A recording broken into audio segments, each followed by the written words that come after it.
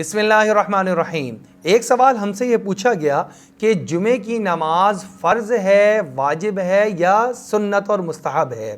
تو آپ یہ جواب سماعت فرما لیجئے۔ جمعے کی نماز فرض ہے اور یہ ظہر کی نماز کے قائم مقام ہے۔ جس طرح ظہر کی نماز فرض، ویسے ہی جمعے کی نماز مقیم پر فرض ہے۔ اب جب یہ نماز ادا کرے گا تو یہ ظہر چونکہ نہیں ادا کر رہا بلکہ اس کے قائم مقام ہے، لہٰذا اس سے پہلے کی ظہر سے پہلے کی سنتیں اور ظہر کے بعد والی سنتیں وہ ادا کرے گا۔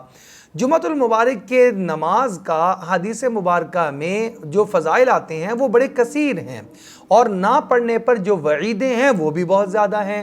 مثلا مسلم شریف کی روایت ہے، نبی اکرم صلی اللہ علیہ وسلم نے ارشاد فرمایا، جس کا مفہوم یہ ہے جو آدمی 3 جمعے صرف غفلت اور سستی کی وجہ سے چھوڑ دیتا ہے، اللہ اس کے دل پر مہر لگا دیتے ہیں اور وہ غافلوں میں شمار ہو جاتا ہے۔